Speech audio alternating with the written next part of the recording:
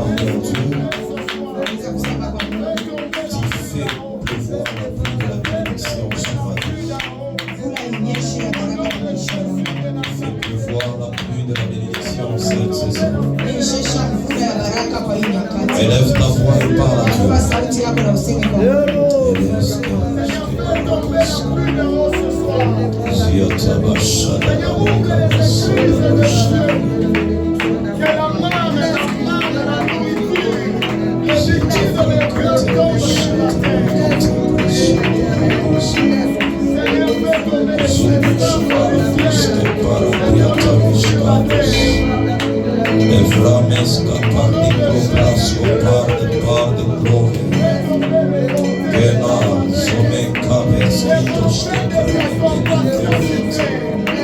Seigneur, fais pleuvoir cette saison.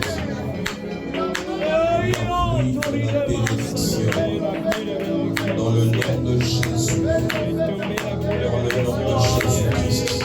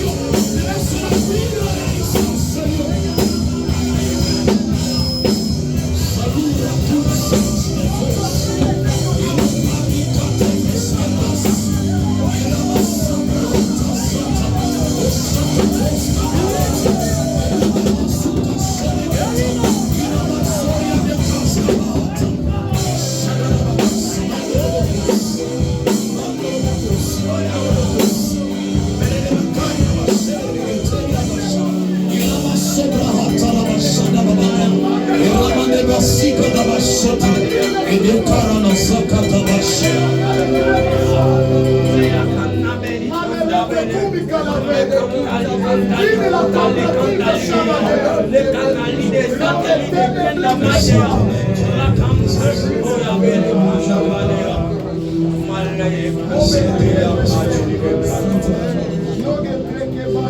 Dans le nom de Jésus-Christ.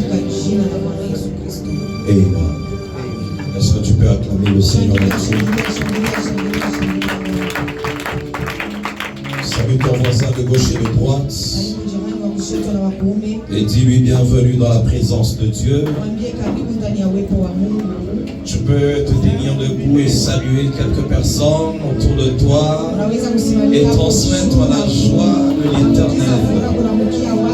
Alors acclame fortement Jésus. Acclame fortement le Seigneur Jésus là-dessus.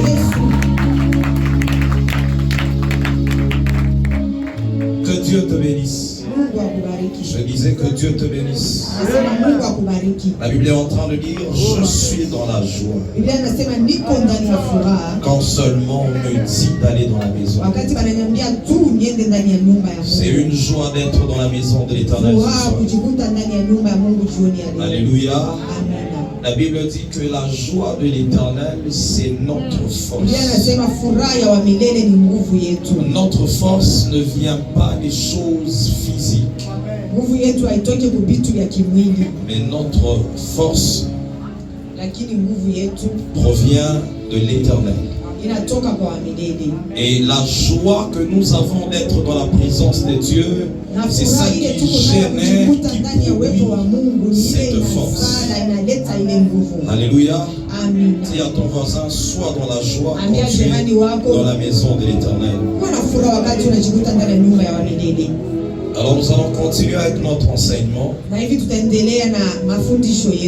Le dimanche, nous allons parler de la doctrine du renoncement aux œuvres mortes.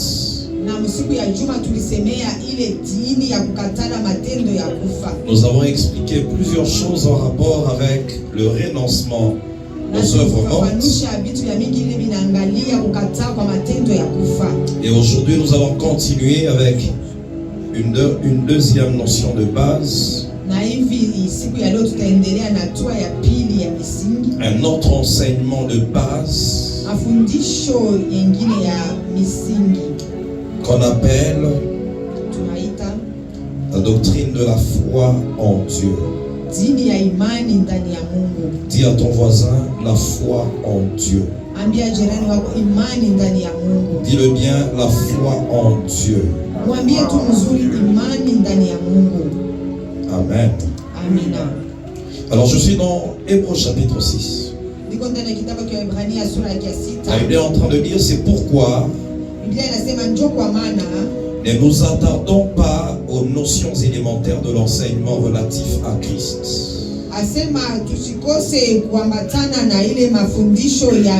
Ne nous attardons pas.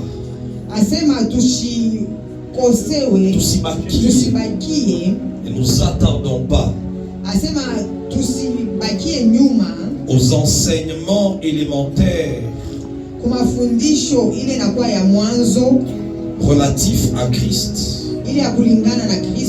Tournons-nous plutôt vers ce qui correspond au stade adulte. Tournons-nous vers les choses qui sont adultes, qui correspondent au stade adulte, sans remettre à poser les fondements, c'est-à-dire l'abandon des actes qui mènent à la mort et la foi en Dieu.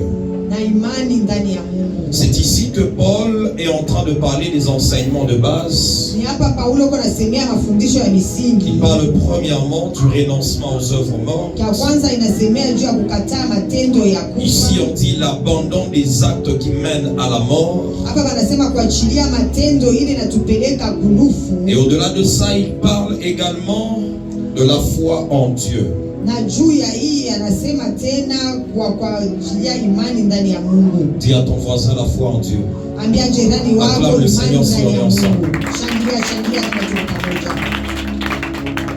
Dis-le bien, la foi en Dieu. Mwambie tu mzuri asema imani ndani ya Mungu. C'est une doctrine, un enseignement de base. Inakuwa mafundisho ya misingi. Dis à ton voisin, c'est un enseignement de base. Ambia jirani wako mafundisho ya misingi. Alléluia. Amen. Parce qu'avant d'aller aux choses supérieures, mbele ya kwenda kubitu vya juu, avant de recevoir la nourriture solide, mbele ya kupokea chakula ya uzito, Paul dit que nous devons d'abord recevoir cet enseignement qui est basique. Paulo anasema tunapaswa mbele kupokea hii mafundisho inakuwa ya kwanza. C'est-à-dire c'est l'enseignement sur lequel toi et moi nous devons être fondés. Ni mafundisho ile wewe na mimi tunapaswa kutilia misingi. Avant d'être enseigné sur autre chose, kabla ya kufundishiwa vitu vingine, d'abord nous devons connaître ces enseignements. Mbele tunapaswa kufahamu hii mafundisho. Tu dois connaître le renoncement aux œuvres mortes. Unapaswa kujua ama kutambua kukataa kwa matendo ya kufa. Tu dois connaître la foi en Dieu. Kujua pia imani ndani ya Mungu. Ici on nous parle de la foi en Dieu. Hapa banatuonesha imani ndani ya Mungu. Alors ensemble nous allons examiner na hivi pamoja tutachunguza ce que Dieu attend au travers de ce thème. Kile Mungu anapenda kupitia hiki kisina. Et nous croyons ensemble que le Seigneur va atteindre ses objectifs. Na tunaaminia pamoja Mungu atafika kumashaba ama lengo yake. Alléluia. Amina. Je suis dans le livre de Hébreux, ndani ya kitabu cha Waebrania chapitre 6. Sura yake ya 6. À partir du premier verset. Kuanzia mstari wa kwanza. Je lis au nom de Jésus. Nasoma katika jina la Yesu. La Bible est en train de dire. Biblia inasema. Hébreux, je m'excuse, Hébreux chapitre 11, je m'excuse. Waebrania sura yake ya 11. Hébreux chapitre 11. Waebrania sura yake 11. La Bible dit, or la foi Biblia inasema kwani imani est une ferme assurance inakuwa ni hakikisho kubwa des choses qu'on espère, ya vitu ambayo tunatumainia, une démonstration de celles qu'on ne voit pas. Kioneshewa ya ambayo ya vitu bila tuone. Pour l'avoir possédé, kwa ajili ya kubishika, les anciens ont obtenu un témoignage favorable.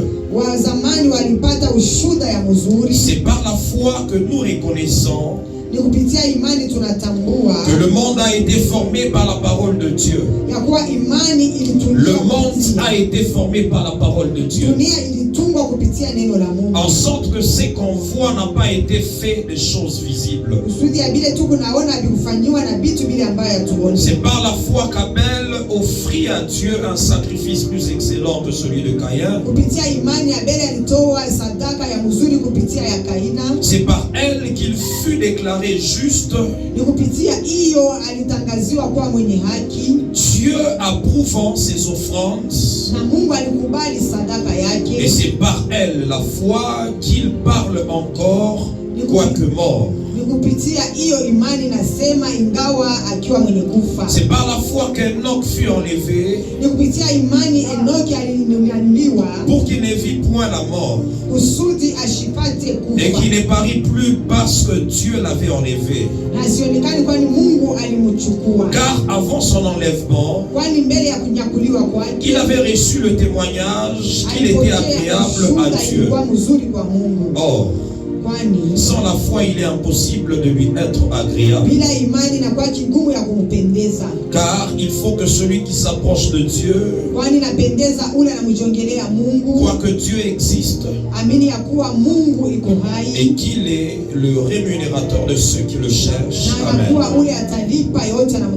Alors nous sommes en train de parler de la foi. Et précisément nous parlons de la foi en Dieu. Déjà nous voyons d'un côté quand on parle de la foi, et de l'autre côté on nous parle de Dieu. Nous allons essayer de définir ensemble la foi selon le livre que nous venons de lire. La Bible dit que la foi est une ferme assurance. Parce que la foi c'est une assurance. Et cette assurance, la Bible dit qu'elle doit être ferme. Cette assurance doit être stable. Ça veut dire que cette assurance ne peut pas être bougée ou secouée.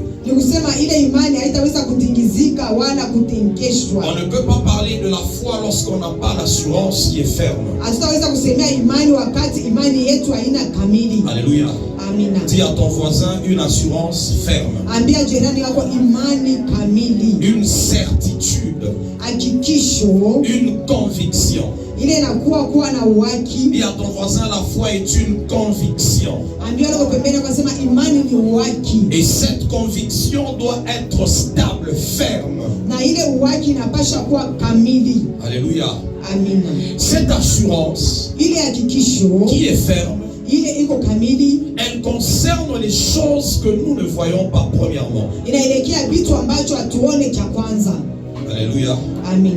La foi est une ferme assurance de choses qu'on ne voit pas. Imani ni hakikisho kubwa ya vitu ambayo hatuone. Parce que cette foi-là, ile imani, cette assurance, ile hakikisho, elle concerne les choses qu'on ne voit pas. Inaangalilia vitu ambacho hatuone. Et au-delà de ces choses qu'on ne voit pas, na zaidi ya bila hatuone, cette assurance doit être prouvée ou démontrée. Ile hakikisho inapaswa kuoneshewa. On dit que la foi est une démonstration. Tunasema imani ni kionesheo. Une ferme assurance de choses que tu espères. Kubwa ya vitu vile unatumainia. Et une démonstration de choses que tu ne vois pas. Na kionesheo ya vitu bila uone. Alléluia. Amina. Acclame le Seigneur si on est en train de penser. Alléluia. Amen. J'étais en train de dire que la foi est une assurance. Wanasema imani inakuwa ni hakikisho. La foi est une conviction. Imani inakuwa ni uhakika. Mais au-delà de ça, j'aimerais que tu retiennes la définition de la foi comme étant une croyance. Zaidi ya ile ninapenda ushike ufafanuzi wa imani kama vile uaminifu. Et lorsqu'on parle de la croyance, kama vile tunasema kuaminia, nous voyons une connaissance. Tunaona ufahamu. Une connaissance. Ufahamu. Une vérité. Ukweli. Que tu as au fond de toi. Ile uko ndani ya uketo yako. Et cette vérité ne peut pas être réfutable. Ça veut dire refusée. Ni kusema ile ukweli hautaweza kuikana ama kuikataa. Alléluia. Amina. Alléluia. Amina. On est ensemble. Acclame le Seigneur. Shangilia, shangilia, shangilia. Ce n'est pas le temps de dormir, c'est le temps de la parole de Dieu. Haina wakati ya kusinzia, ni wakati ya neno la Mungu. C'est-à-dire la foi est une croyance. Imani ni kuaminia. Et quand on parle de la croyance, wakati tuko nasema juu ya kuaminia, c'est une connaissance. Ni ufahamu. C'est une vérité. Ukweli. Et cette vérité est considérée comme étant irréfutable. Na ile ukweli tunaibeba kama vile kitu kile hautaweza kujikataa. Et cette connaissance n'est pas basée sur des preuves visibles. Na ile ufahamu atuiweke juu ya vitu vile tunaona na macho. Et la première connaissance dont nous devons avoir, c'est la connaissance attachée à Dieu. Ufahamu wenye kuambatana na Mungu. Alléluia. Amina. La foi en Dieu, imani ndani ya Mungu, est une ferme assurance, ni hakikisho kubwa, une certitude, premièrement de l'existence de Dieu. Est-ce que tu sais que Dieu existe? Qui sait que Dieu existe? Comment tu sais? Comment tu sais que Dieu existe?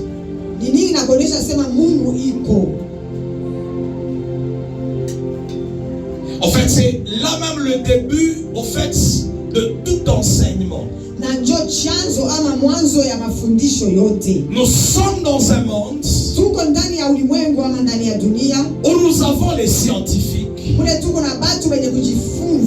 nous avons des hommes qui jusque-là ne croient pas dans l'existence de Dieu. Même dans l'église jusque-là, tous les problèmes que nous avons, c'est parce que nous qui venons dans l'église, nous n'avons pas la croyance, la ferme assurance que Dieu existe. Dans le livre de Hébreux que nous avons lu, la Bible dit que ceux qui s'approchent de Dieu doivent croire que Dieu existe. La première des choses, tu dois croire que Dieu existe. Unapaswa kujua kuaminia sema Mungu iko hai. Tu dois avoir la ferme assurance de l'existence de Dieu. Mungu iko hai. Dieu qui n'est pas visible. Mungu atuone na macho. C'est comme ça que Paul parle des choses que l'on ne voit pas. Na kwa maana Paulo anasema juu ya vitu bila tuone. Une ferme assurance. Hakikisho kubwa. De choses que tu ne vois pas. Ya vitu bila atuone. Une ferme assurance. Hakikisho ya nguvu. Des choses que tu n'as pas encore vues avec tes yeux naturels. Mais toi tu crois. Lakini wewe unaaminia. Tu as une connaissance ferme. Unafahamu ya hakikisho. Que ces choses existent. Kwa vile vitu biko hako binaishi. Et qu'on ne peut pas refuser cette connaissance. C'est une connaissance irréfutable. Tu n'as pas de preuves physiques. Mais toi tu crois fermement que Dieu existe. Là c'est la première base. Le premier fondement de l'église, c'est de croire que quand nous venons dans la présence de Dieu, Dieu existe. Alléluia. Amen. Si jusque-là tu ne savais pas que Dieu existait, c'est que venant à l'église, tu faisais les œuvres mortes.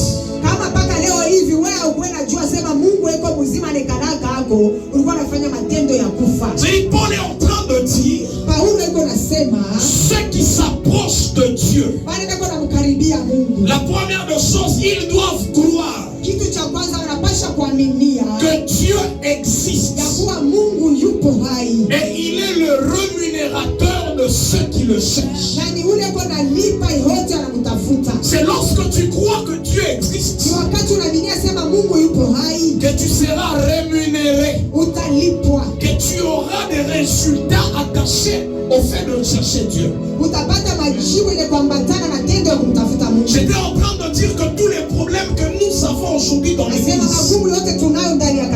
c'est parce que nous avons des chrétiens qui n'ont pas d'abord la foi en Dieu. Et la première dimension d'avoir la foi en Dieu,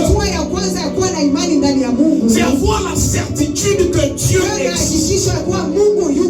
Non seulement que Dieu existe. La Bible dit au commencement, Dieu créa les cieux et la terre. Au commencement de toutes choses, c'est Dieu. On est ensemble. On est ensemble. Au commencement, Dieu. Mais au commencement de ta vie, tu dois croire que Dieu est là. Nous avons des chrétiens qui aujourd'hui, ils peuvent être dans la présence de Dieu. Tu lui poses des questions. Est-ce que tu crois que Dieu va agir? En fait, d'abord la base attachée à la foi en Dieu n'est pas posée.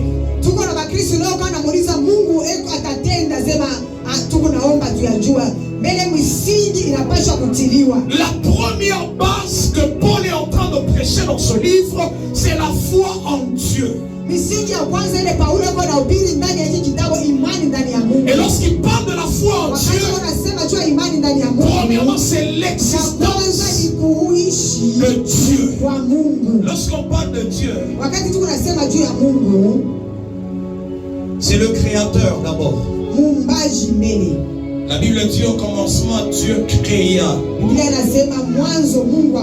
Celui qui t'a créé, c'est lui qui a créé toutes choses. C'est celui-là qu'on appelle Dieu. Mais quand on dit Dieu, c'est un terme générique. Mais moi j'aimerais que tu l'appelles le créateur. Mais lorsque Christ arrive, il l'appelle le Père. Qui veut tout simplement dire la source. C'est-à-dire au commencement de toutes choses, il y a une source qu'on appelle Dieu. Dieu c'est le nom que les hommes ont donné à la source. Parce qu'on ne le comprenait pas, alors on a dit, on appelle Dieu. Qui veut tout simplement dire l'être supérieur suprême. Mais en soi, quand Christ parle, il appelle la source.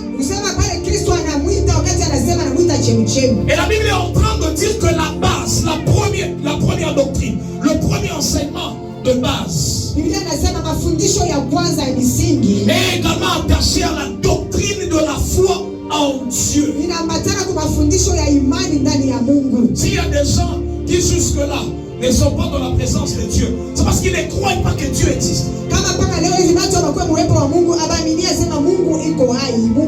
On n'est pas d'abord dans le fait de croire que Dieu agit, non, l'existence de Dieu.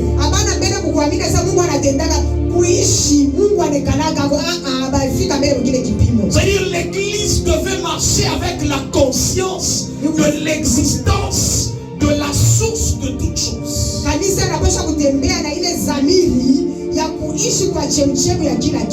C'est-à-dire Dieu qui est la source de toutes choses. Cela veut dire Abba, le Père. Et lorsque tu commences à avoir cette connaissance, c'est là que tu comprends que être sur la terre, ce n'est pas un hasard. Il y a un Dieu quelque part qui est la source de toutes choses. C'est lui qui m'a mis sur cette terre. Mais si je ne suis pas venu par hasard, je vais poser la question à quelqu'un. Qu'est-ce qui fait que tu es encore en vie aujourd'hui? Même si tu n'as pas mangé hier. Même si tu n'as pas mangé hier. Est-ce que c'est toi-même qui as conservé ta vie? Non, en fait, il y a Dieu quelque part qui existe. Cet être suprême. Cet être suprême. Je n'aimerais pas qu'on parle de Kiumbe. Non, en fait. L'être, c'est un être.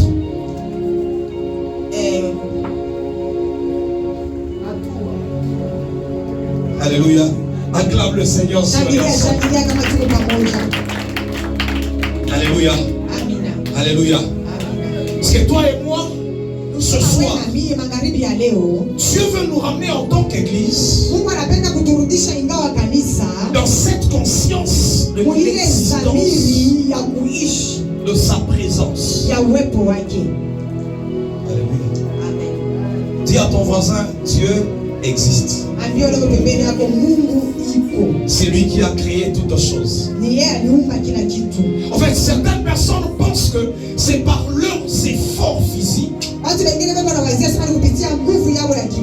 qu'ils existent et qu'ils maintiennent même leur vie. Et ce soir, Dieu veut ramener l'église sur les fondements. Le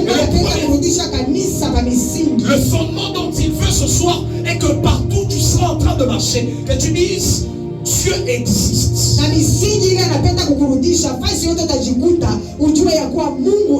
dit que ceux qui s'approchent de Dieu croient que Dieu existe et qu'il est le rémunérateur de ceux qui le cherchent. Alléluia. Acclame le Seigneur si on est ensemble.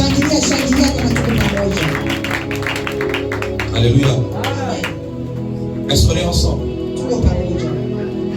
Est-ce qu'on est ensemble? Est-ce que là où tu es, tu es assis sur le fondement où tu comprends que tu n'es pas venu sur terre par hasard? Il y a Dieu le Créateur qui t'a mis sur terre.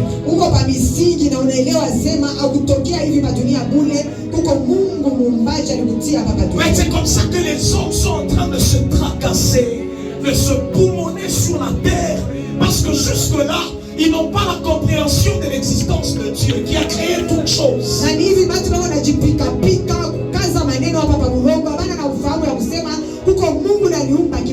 Si je comprends que Dieu existe,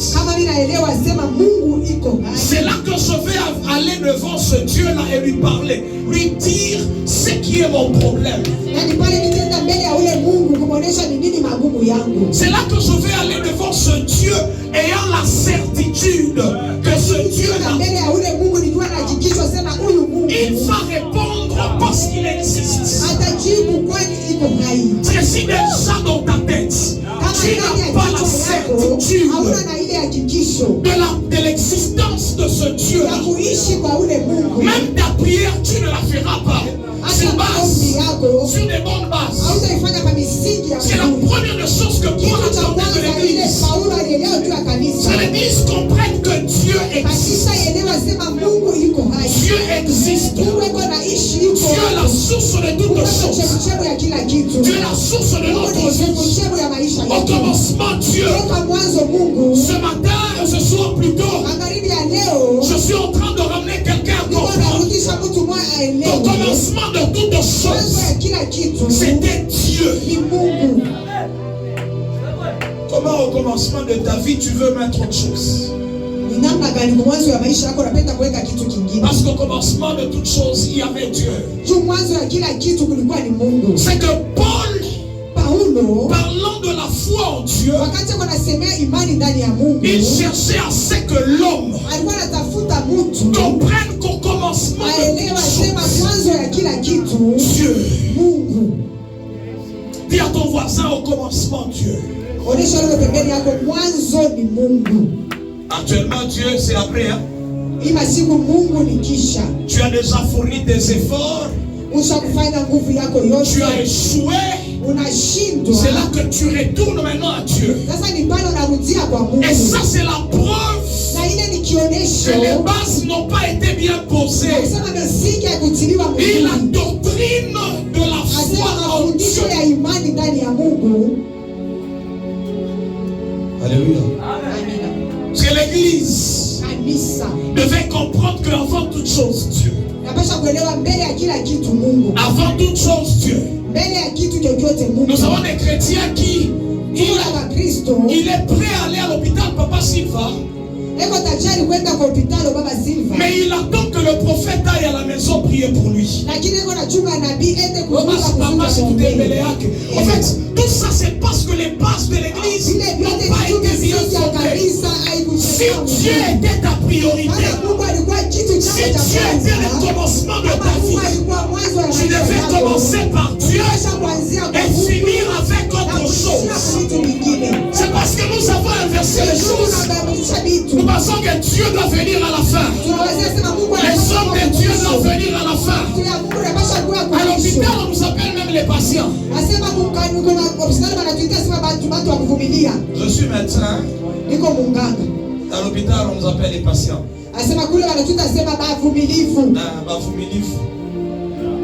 que même si le médecin doit arriver à 22h, tu attendras. Mais c'est juste à l'église, hein, maman Rebecca. Ou quand on vient, parce que papa n'a qu'à retourner dans ton habillage. Dieu. Amen. Tout ça, c'est parce que les bases de l'église ne sont pas posées.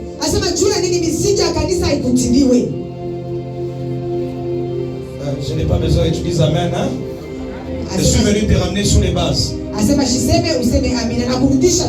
Au commencement, Dieu. Au commencement, Dieu. Avant toute chose dans ta vie, quand tu marches, dis-toi que Dieu est le premier. Ça, c'est la doctrine de la foi en Dieu. Tu as cette assurance. Tu as cette conviction ferme. Tu as cette croyance que Dieu, premièrement, existe. Personne ne peut te sortir cela de ta pensée. Tu es convaincu que si tu as envie, c'est Dieu. Tu es convaincu que ce que tu fais là, c'est Dieu. C'est ça la foi en Dieu. Je disais que tout problème que nous avons dans l'église, fondement. La foi en Dieu n'a pas été bien posée. Tu n'offres pas parce que tu n'as pas la foi en Dieu. Si tu savais que c'est lui qui est le premier dans ta vie, qui est la source de ton argent, tu ne peux pas refuser d'offrir. C'est parce que la foi en Dieu n'a pas été posée. Quand tu penses que quand tu viens pour quelqu'un. Tu viens, oh, papa, on a un à la maison, papa a missionné Kane. Les bonnes bases. Dis à ton voisin, tu es là pour Dieu. Dis-le bien, tu es là pour Dieu. La foi en Dieu. Imani ndani ya Mungu. Acclame le Seigneur si on est ensemble. Shangilia kama tuko pamoja. Il y a des gens qui se lèvent le matin, ils n'ont même pas la conscience de l'existence de Dieu. Comment tu te lèves? Tu commences déjà les courses. Même les prières que nous faisons le matin quand nous levons, c'est une reconnaissance de l'existence. Qui est la source de toutes choses. Et donc si je suis encore là, il y a un être supérieur. Les autres l'appellent Tatanzambe.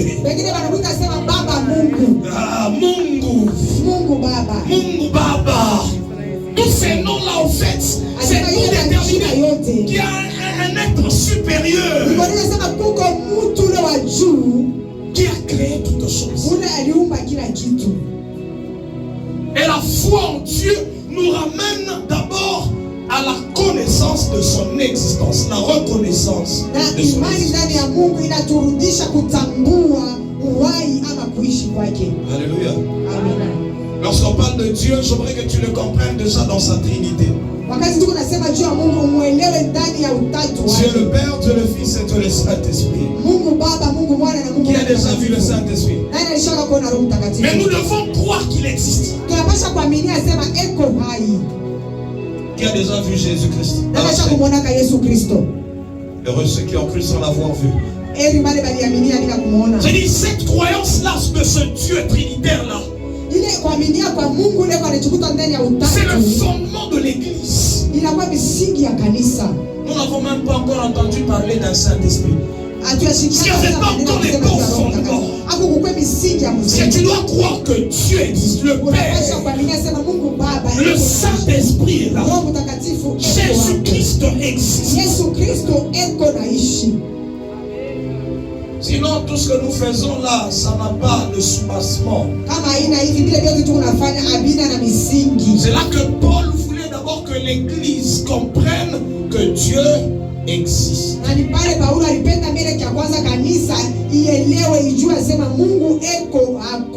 Alléluia. Alléluia. Il dit sans la foi, il est impossible de lui être agréable. Il y a certaines personnes, nous sommes physiquement dans la présence de Dieu, mais nous ne sommes pas agréables à Dieu.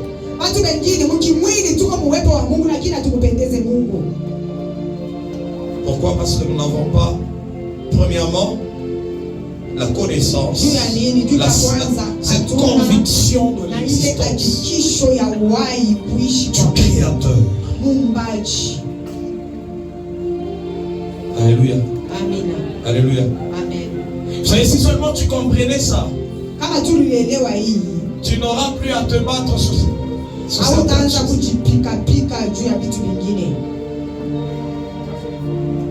ça, c'est le fondement.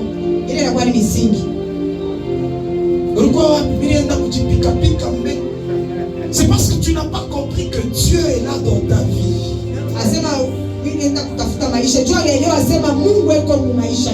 Lorsque tu sais que Dieu existe, il est là. C'est là le début de l'église. Je ne peux pas mourir avant le temps. Dieu est là. Je ne peux pas manquer de quoi me nourrir. Dieu est là. En fait, c'est le fondement de toutes choses.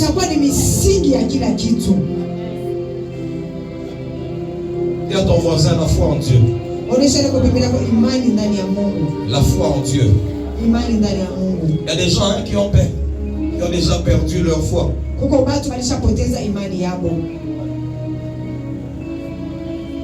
Quelqu'un était en train de me dire, tu t'appelles où maintenant Imani Yako papa? Comme je peux nous. Acclame le Seigneur si tu veux. C'est le vœu de Dieu ce soir. Et que l'Église comprenne que nous devons avoir cette ferme assurance de l'existence du Créateur, de la source de toutes choses. Parce que si nous sommes là, kama tunajikuta hapa, il y a Dieu quelque part, il y a la source de toutes choses. huko Mungu eko fasi mwako, huko chemchemi ya kila kitu. Il y a ce Dieu qui a voulu que tu sois là. Huko ule Mungu alipenda kujikuta. Et ce Dieu-là, il a un programme dans ta vie. Na ule Mungu ako na matayarisho ndani ya maisha yako. Si tu commences à croire en cela, Kama unaanza kuamini ndani ya ile, c'est déjà le bon fondement pour réussir dans ta vie, dans ta marche avec le ile Seigneur. inakuwa misingi mzuri juu ya kuweza ndani ya mwenendo wako pamoja na Bwana. Alléluia. Amina. Alléluia. Amen. Dis à ton voisin la foi en Dieu. Ambia leo pembeni yako imani ndani ya Mungu. La doctrine de la foi en Dieu. Mafundisho ya imani ndani ya Mungu. Et lorsque je parle de Dieu, j'aimerais que tu gardes cela dans ta tête. Dieu, ce n'est pas son nom. Wakati tu unasema Mungu, uishike mkichwa yako, asema Mungu haina jina yake. Dieu, c'est un nom que les hommes lui ont donné. Mungu ni bantu ndio walimupa hii jina. Parce qu'ils ont compris qu'au-delà de tout, il y a un être supérieur. Juba alielewa sema zaidi ya kila kitu, kuko ona anakuwa juu ya kila kitu. Même lorsqu'il est en train de se présenter devant Moïse, Hata wakati eko anajiolekanisha mbele ya Mungu, il s'appelle Je suis. asema niko. C'est-à-dire l'existence de toute chose se fait par lui. Ni kusema kuishi kwa kila kitu kunafanyika kwake. Rien de ce qui a été fait n'a été fait sans lui. Hakuna kitu kilifanywa bila yeye. C'est-à-dire c'est Dieu la source de toute chose. Ni Mungu chemchemi ya kila kitu. Acclame d'abord fortement pour ce Shangilia Dieu. mbele, shangilia juu ya ule Mungu. Pika, pika, pika juu ya Mungu. Pose maintenant la question à ton voisin. Maintenant, pourquoi tu t'inquiètes pour ta vie? Uliza sasa uko pembeni yako, uko na huzunika juu ya nini maisha yako, juu ya maisha yako. Tu vois, dans tout ce que tu vois là, dans l'existence, Yote hivi unaonaka biko naishi. c'est la preuve que Dieu existe. Nikionesheo tu ya kusema Mungu eko. Quand tu regardes le soleil, vois Dieu. Wakati unaona jua, ona Mungu. Quand tu regardes les étoiles, vois Dieu. Wakati L'existence unaangalia manyota, ona kuishi kwa du Mungu. Créateur, d'un être supérieur Ya ule mtu wa juu sana. qui a fait toutes ces choses. Unanifanya hivi vitu vyote. Alors quand tu comprends qu'il existe, Wakati unaelewa sema eko hai. pose-toi maintenant des questions. Qu'est-ce qui peut être difficile à ce Dieu-là? Sasa ujiulize ni nini naweza kuwa kigumu kwa ule Mungu. Lorsque tu as ces fondements, ces bases, Wakati kuna hii misingi, même quand tu commences à prier, tu pries avec une certitude. Tu sais que j'aurai l'exaucement. hata wakati unaanza kuomba, unaomba na hakikisho unasema tapata majibu. Parce que tu crois déjà. Personne ne peut te dire que Dieu n'est pas là.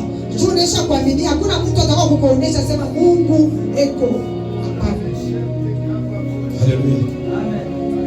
Dis à ton voisin l'existence de Dieu. Ambia jirani wako, Dis-le bien à l'existence de Dieu. uhai wa Mungu. C'est la première des choses que tu dois comprendre. Kitu cha kwanza kile unapaswa kuelewa. Apocalypse chapitre 4, le 11e verset. Ufunuo sura yake ya 4 mstari wa 11.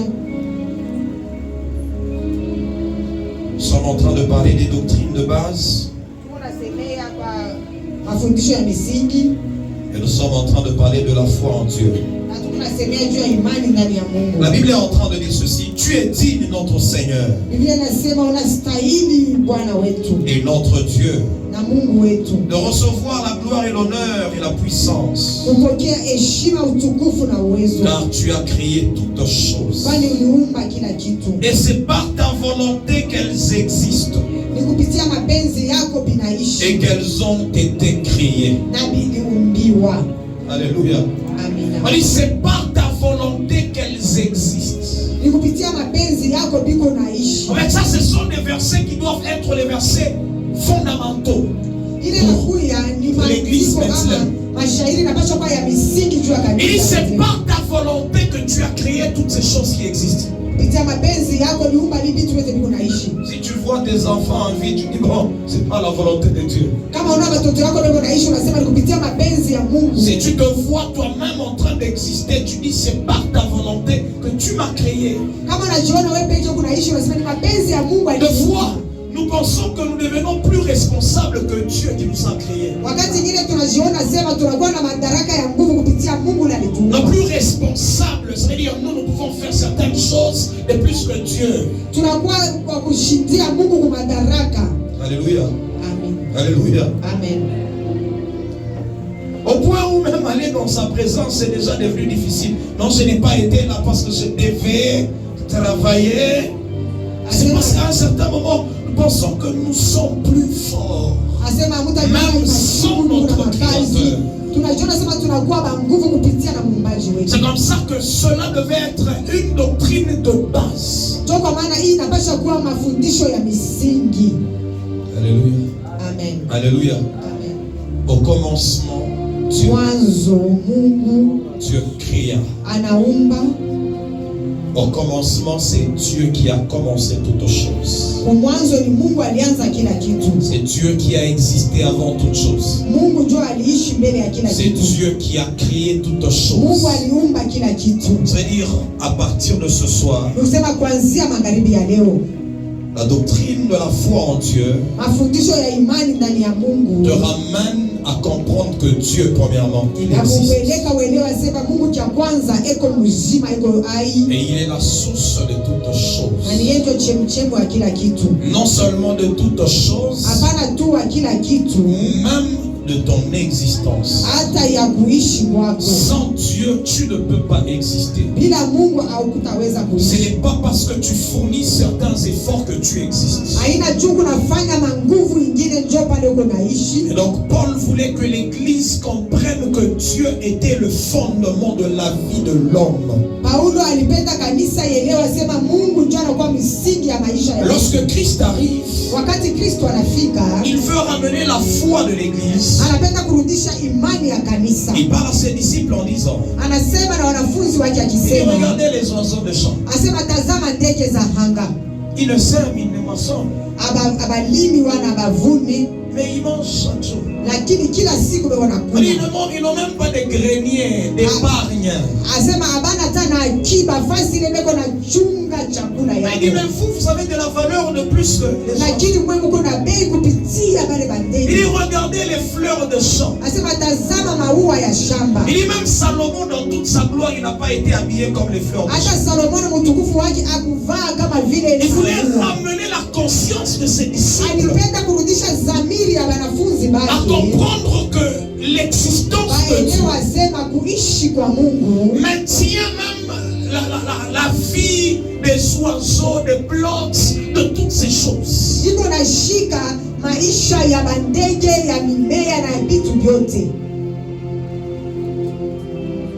Alléluia. Acclame le Seigneur.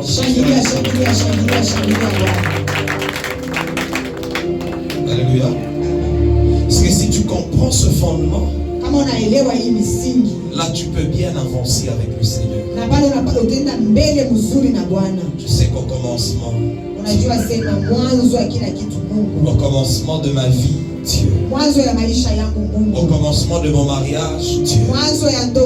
Au commencement de mon commerce, Dieu. Au commencement de mon travail, c'est Dieu. Ce n'est pas parce que tu es plus exceptionnel que tu travailles, non. En fait, c'est Dieu la source.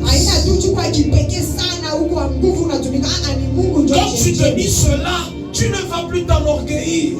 C'est fini, tu sais que moi là c'est Dieu. Moi c'est Dieu.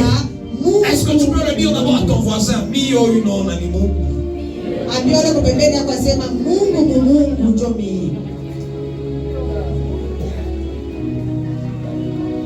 Cette assurance, cette conviction, cette connaissance, c'est ça que Paul a appelé la doctrine de la foi en Dieu.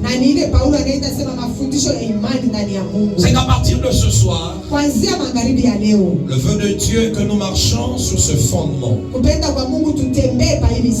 savez, plusieurs personnes aujourd'hui sont dans l'impudicité, dans le vol. Pourquoi? Parce que ils pensent que c'est par leurs efforts qu'ils vont réussir. Il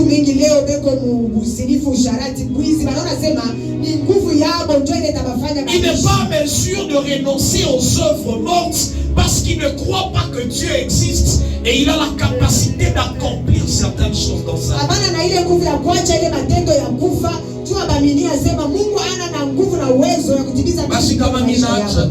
mambo hivi taishije? Article 15, débrouillez-vous. Article 15, débrouillez-vous. C'est que si tu n'as pas la foi en Dieu, même renoncer à certaines œuvres, tu ne le feras pas. Kama una imani ndani ya Mungu, hata kuacha matendo mengine hautaweza.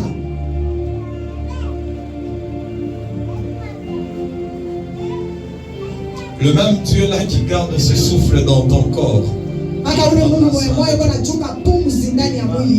il va prendre soin de toi. Il va prendre soin de toi.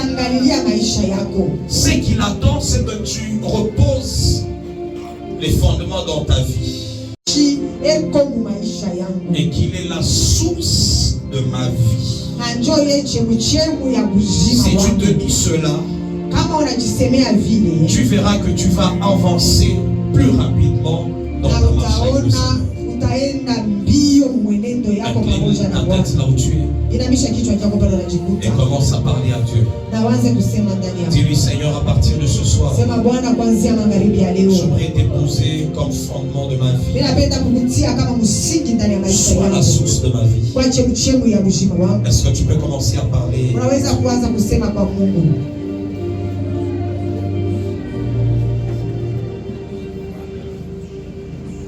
Élève ta voix. Élève ta voix.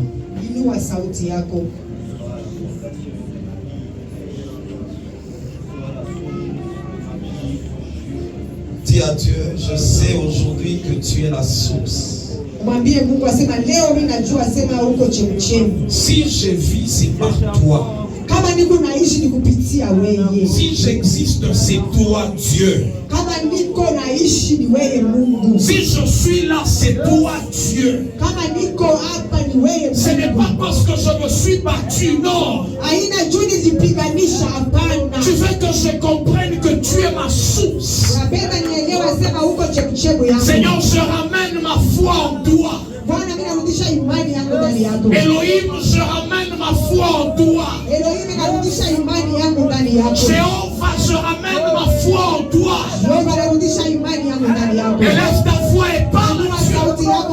Nous voulons ramener les bases de la foi dans l'église. Et je crois que tu existes. Je crois que tu existes, mon Dieu.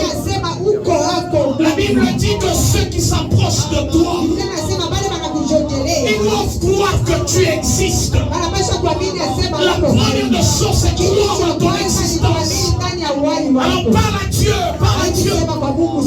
Et je ne mourrai pas parce que toi tu existes. Je ne suis pas orphelin. La Bible dit qu'il est le père des orphelins. Tu es là, oh Dieu.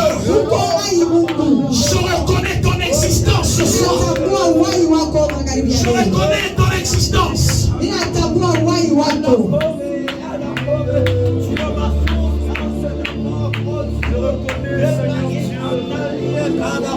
es ma source, Seigneur.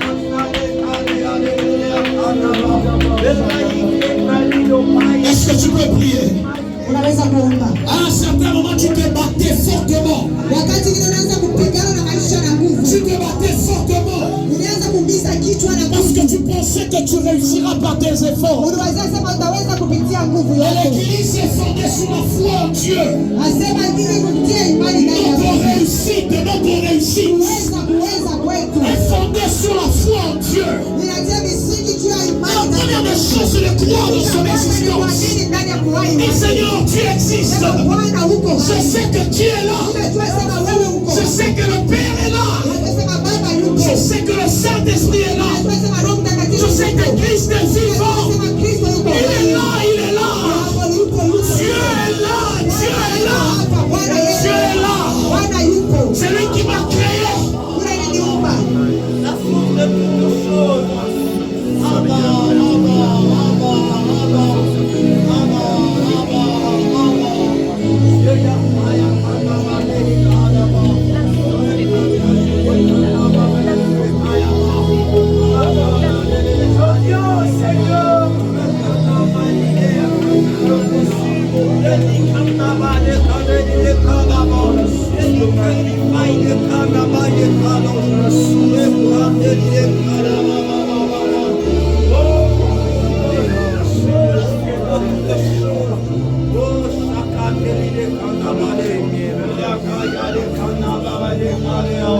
Malide Katalide Kada Paye, Rakanalia Kana Mama Mama, the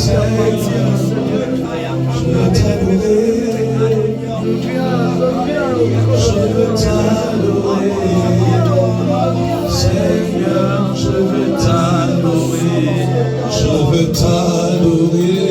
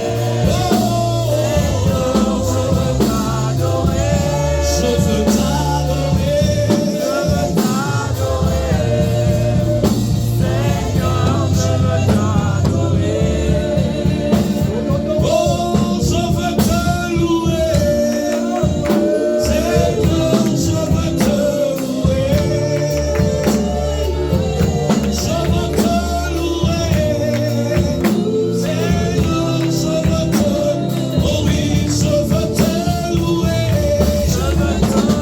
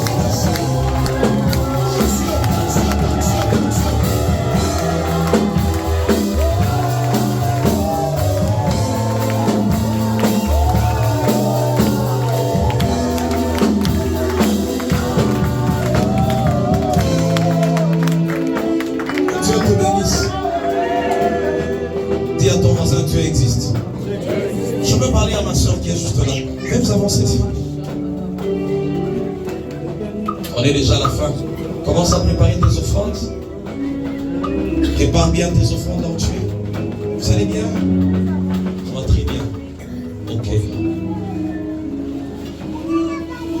Voici ce que le Seigneur est en train de me dire. Le temps que tu étais assise là-bas, j'ai vu une très grande étoile qui était en train d'éclairer au-dessus de toi. Et le Seigneur a commencé à me dire qu'il y a une forte grâce sur ta vie. Très forte grâce. Et j'ai commencé à voir certaines choses se réaliser dans ta vie. La première des choses, je t'ai vu fortement être utilisé par le Seigneur. Fortement. C'était dans le domaine du prophétique. J'ai vu également le Seigneur t'utiliser très fortement. Et c'était à la chorale, en chantant. Et Dieu m'a dit qu'il y a une forte grâce attachée également à la musique dans ta vie. Mais il y a un combat qui a commencé à se lever dans ta vie. Grâce, c'est qui? Grâce, quelqu'un qui s'appelle Grâce. C'est ta cousine, Grâce. Acclame le Seigneur, c'est quelqu'un. Dans le monde spirituel, j'ai vu, on m'a écrit le nom de Grâce. Je ne sais pas, tu peux m'interpréter. Acclame le Seigneur. Dans le monde spirituel, j'ai vu, on m'a écrit le nom de Grâce.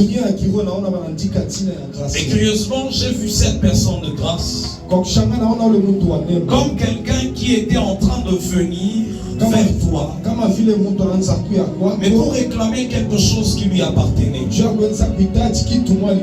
Pour réclamer quelque chose qui lui appartenait. Et on m'a montré certaines choses. Premièrement, j'ai vu l'argent.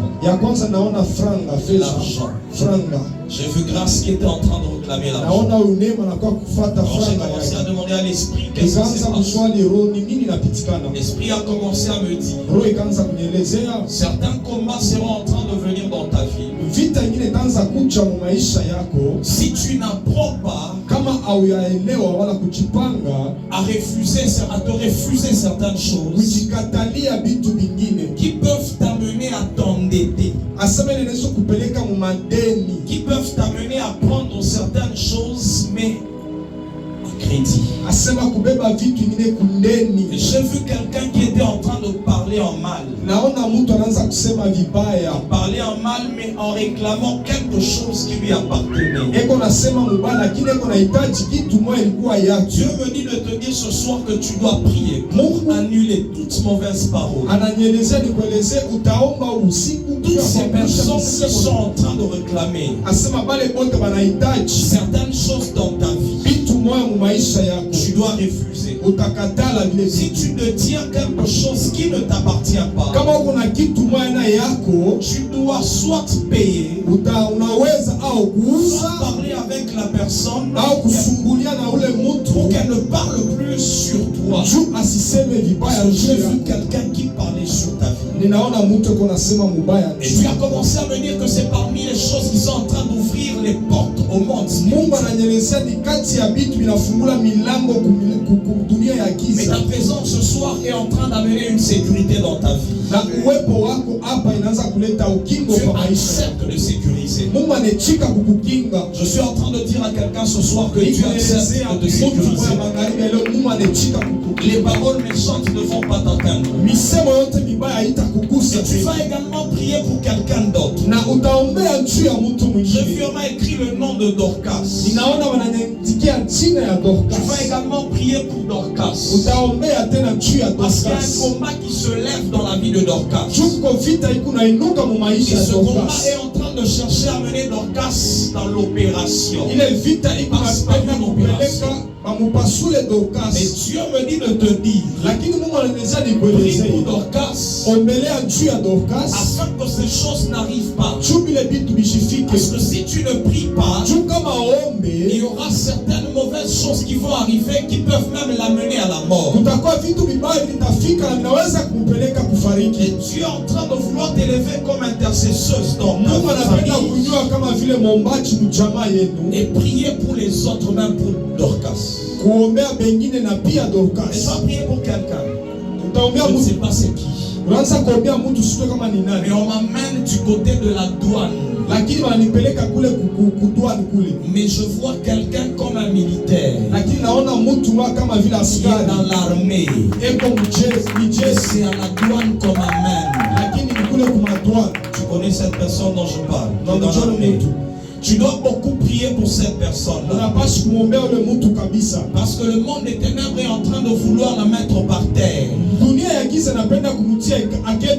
Je vois la personne se plaindre fortement des douleurs au niveau de ses jambes. Plus précisément la jambe droite. Plus précisément la jambe droite. Dieu me dit de te dire ce soir, il est en train de te mandater afin d'arrêter certaines choses dans ta famille. Dieu veut la discipline. Tu sais pourquoi ton téléphone est détruit? Parce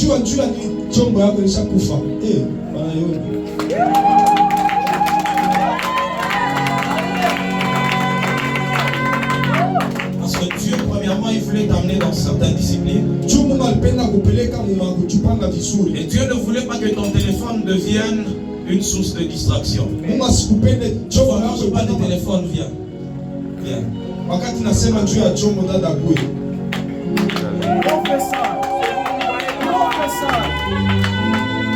Elle rigole déjà. Tu sais pourquoi on ne veut pas te donner les téléphones? Tu vois les gens qui font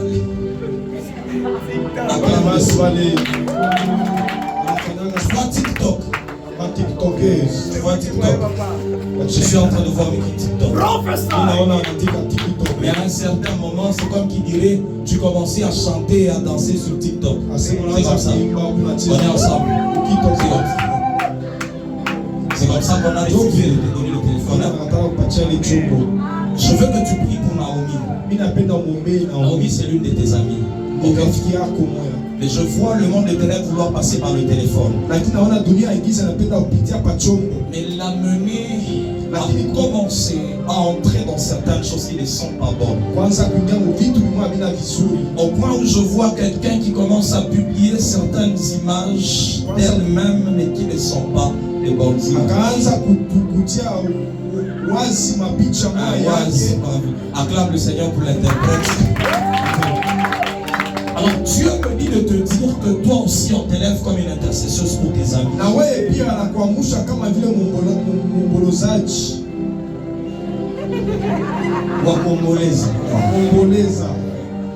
Alléluia.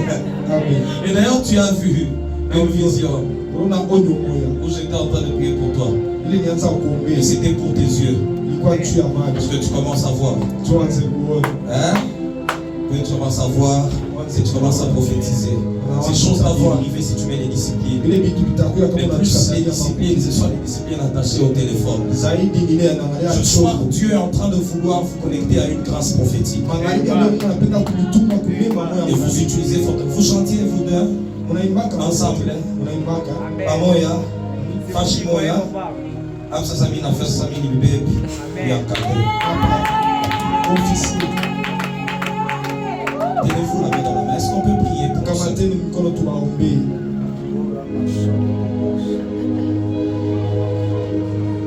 Les autres choses, on va parler à la fin. Il faut pas te gêner, hein?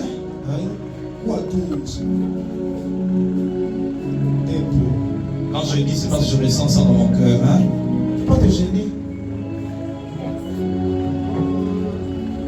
Est-ce qu'on peut prier pour notre soeur? Tu as déjà tes offrandes en main. Tu les élèves comme des intercesseuses. Il faudra également que tu les épargnes de ton combat. Tu as également prié même pour quelqu'un. J'entends quelqu'un me rappelle Papa John. Papa John. Élève ta voix et prie. Ô source de toutes choses. Source de toutes choses. Voici tes filles, Seigneur, au-devant de toi, Père. Localise leur vie. Et pas tout ce que le monde des ténèbres est en train de planifier contre eux. Dans les noms puissants de Jésus-Christ.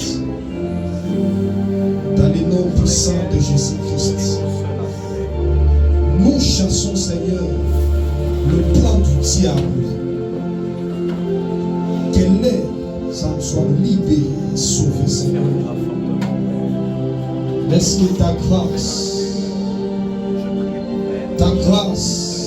me localise ce soir. Dans les noms puissants de Jésus. Dans les noms puissants de Jésus. Dans les noms puissants de Jésus. Dans les noms puissants de Jésus. Dans les noms puissants de Jésus. Toi qui es notre Père, voici tes filles, Seigneur. Au nom de Jésus, qu'ils croient le Dieu des seigneurs, le Dieu de cette alliance. Dans les noms puissants de Jésus-Christ. Dans les noms puissants de Jésus-Christ. Dans les noms puissants de Jésus-Christ. Dans les noms puissants de Jésus-Christ. Bien-aimé, ne sois pas dans la distinction. Prie là où tu es. Prie là où tu es. Prie là où tu es. Prie. Prie. Annule les mauvaises choses. Annule tout ce qui n'est pas de Dieu. Neutralise au nom de Jésus. Au nom puissant de Jésus-Christ. Au nom puissant de Jésus.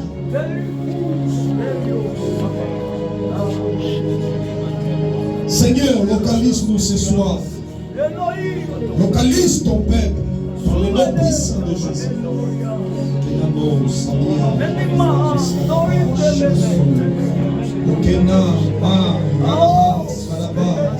Sete, Ekenene, Sedeges, Kadada, Sura, Pebabo, Saliva, Faya, Nas, Kenene, Solobros, Kadabade, Shadow, Konanas, Kadabaya, O, Saya, Ea, Mas, Kada, Sia, Fede de Des, Kadados, Kadadia, Reka, Skova, Mandadias, Kedede, Reka, Skodeha, Santali, Ves, Kedede, Shadows, Meyama, Fadada, Kedede, que ta main puissante, Seigneur, nous localise, que ta main puissante, Seigneur, nous touche, que ta main puissante, Seigneur, nous touche, que ta main puissante, Seigneur, nous touche, dans le nom puissant de Jésus. Dans le nom puissant de Jésus, les gaz, Godega, Paradia, et Nano, Salivas Kadesh, et Ababa, Fada Dada, Shadows, et Ababa, Skadabadesh. Touche-moi, Seigneur, localise-moi, Père, Père, Père, Père, Père, Père, Père, Père, Père, Père, le Dieu de cette alliance, le Dieu des Seigneurs, le Dieu des Seigneurs, le Dieu des Seigneurs, je suis approché ce soir devant toi, au nom puissant de Jésus. Ne me laisse pas, Seigneur, ne passe point loin de moi, éternel, ne passe point loin de moi, de Jésus-Christ, au nom de Jésus-Christ, au nom puissant.